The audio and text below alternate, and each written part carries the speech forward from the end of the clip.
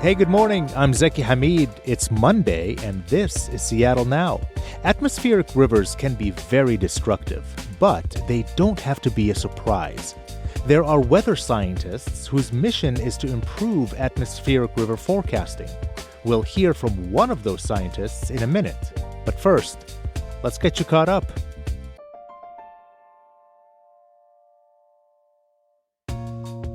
Big thank you to everyone who donated to Seattle Now and KUOW during our winter fundraising campaign. We bring you news, interviews, feature stories 11 times a week. Your contribution helps us power the journalism to keep this show going strong. If you still want to donate, well, it's not too late. Just click the link in the show notes, and thank you from the entire Seattle Now team.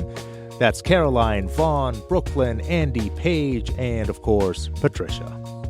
Frontier Airlines has announced it will no longer be flying out of Everett's Payne Field. Frontier just started offering flights at Payne Field in June, but its final flight will be on January 5th. The airline told the Everett Herald it could resume service there at some point in the future. Frontier's departure leaves Alaska Airlines as the only carrier at Payne Field. And if you're curious what other Seattleites are reading, the Seattle Public Library just released their list of the most checked out books of 2025.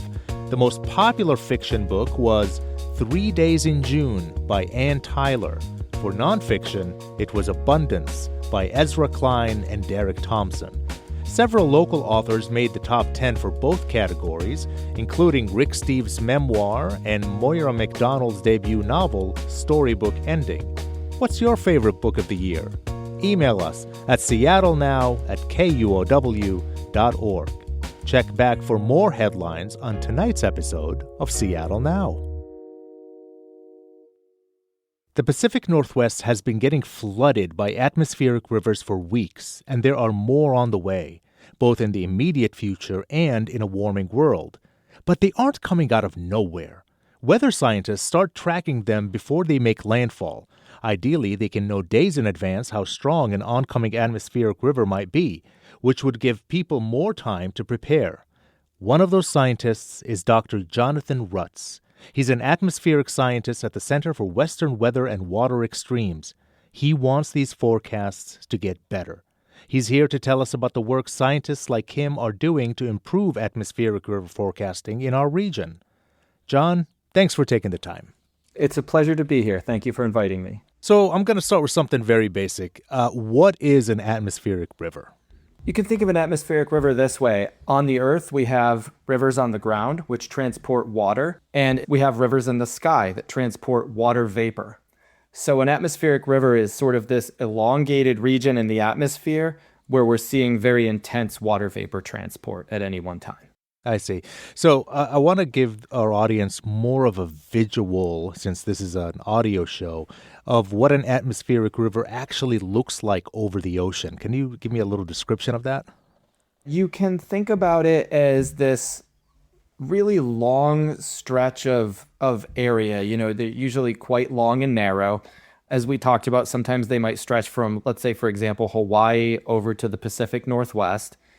And it has this really strong water vapor transport within it. And most of that is concentrated within the lowest, let's call it 3,000, 5,000 feet of the atmosphere. So kind of below crest level, all this water vapor coming toward the land.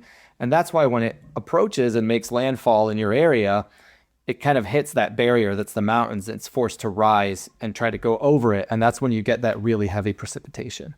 I see. So it does look a little different once it actually hits the Pacific Northwest. That's right. Yes, it undergoes significant changes at that point. Tell me about the research flights you do at the Center for Western Weather and Water Extremes. Yeah, so what we're doing with atmospheric river reconnaissance, or AR Recon as we call it for short, is we actually have aircraft that fly out into the atmospheric rivers and take observations and retrieve atmospheric data for us. So these aircraft are either from the Air Force or from NOAA, the National Oceanic and Atmospheric Administration.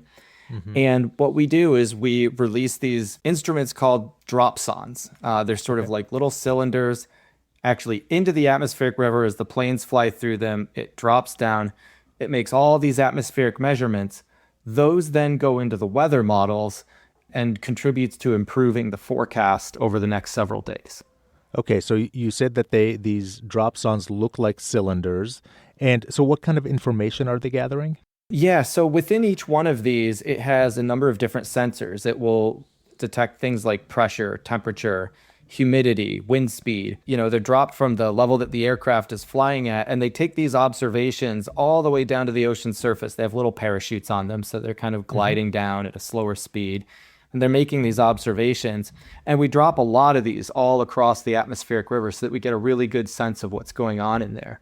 So what do you do with that data? So what we do with that data is we use it to fill what we would call an observational gap.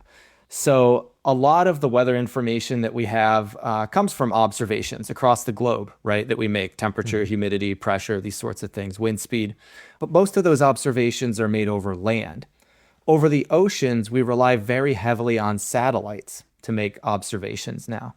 And that's been really a revolution. But the satellites can't see beneath cloud cover, thick cloud cover particularly, to make observations.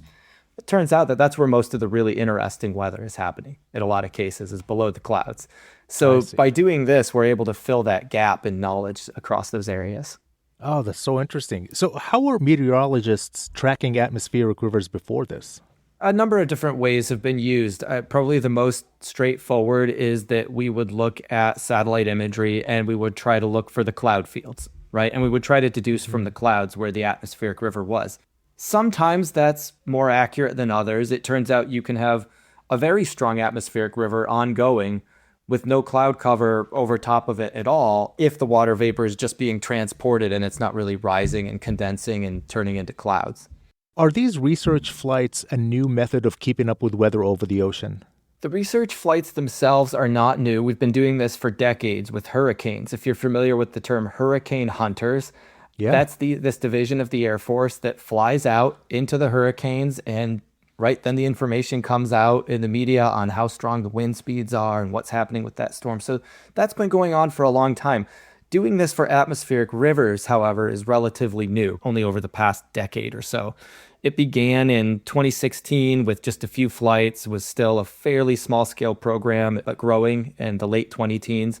And then by the 2020s has expanded to the point now where it's part of Weather Service operations. And over the past couple of years, we've averaged probably about 40 IOPs, or intensive observation periods, per year, each one of those involving 1 to 3 aircraft. So next year, something new is happening with atmospheric river reconnaissance. Tell us a little bit about that.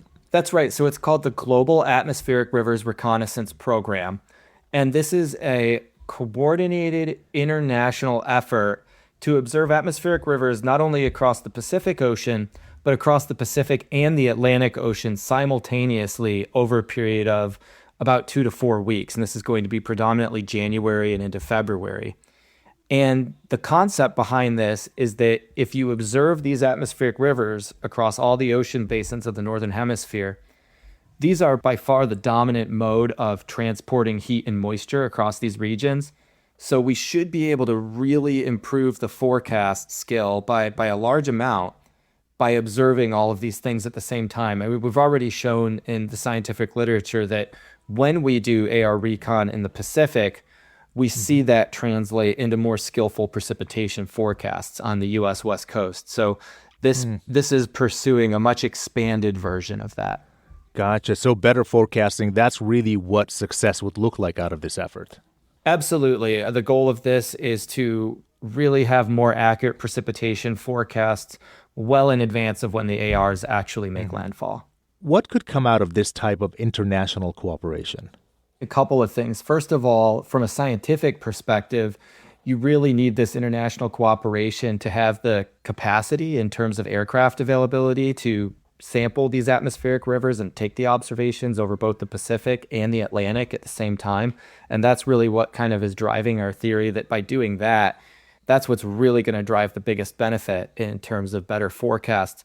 And then I think, from the perspective of just international cooperation, particularly as it pertains to science, it's a real opportunity for some of the national centers in the United States and in Europe to work together to understand some of these weather and climate-related challenges that really impact most of the world. So was there any AR recon done around the back-to-back atmospheric rivers that caused the catastrophic flooding here in Washington? Yes, that we did actually. So during the period of the 8th through the 12th of December, we had the Air Force aircraft were available and we were doing reconnaissance during those flights.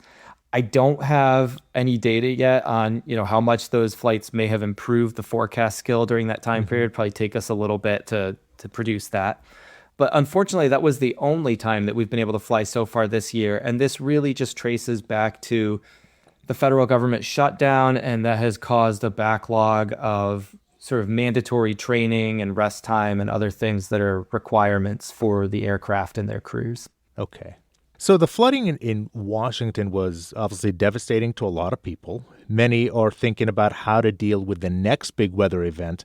How does forecasting technology like AR Recon fit into planning for future extreme weather?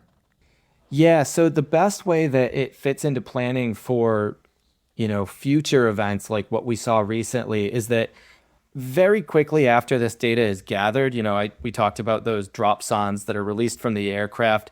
Usually within about 6 to 12 hours, that data makes its way into the global modeling centers, both in the United States, in Europe, and then that data contributes to those forecast runs of the models. And because it has more data in them, those model forecasts become more accurate. So it sort of is this automated process where we go out and get the data, and there's very immediately a benefit that we get out of it. Well, this is really fascinating. I certainly learned a lot about atmospheric rivers, a term that I don't think I used to hear a lot, but it seems that I'm hearing a lot more often these days.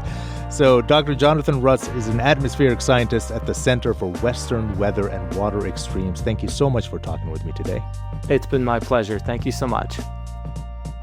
Appreciate you listening to Seattle Now, and thanks to our generous donors for your support. You can help us out by clicking the link in the show notes and following, rating, and reviewing the show on your podcast app. Today's episode was produced by Brooklyn Jamerson Flowers. It was edited by Caroline Chamberlain Gomez. Our production team also includes Vaughn Jones, Andy Hurst, Paige Browning, and Patricia Murphy. Greg Kramer does our theme music. Seattle Now and KUOW Public Radio are members of the NPR network. I'm Zeki Hamid. Please be kind to each other and see you soon.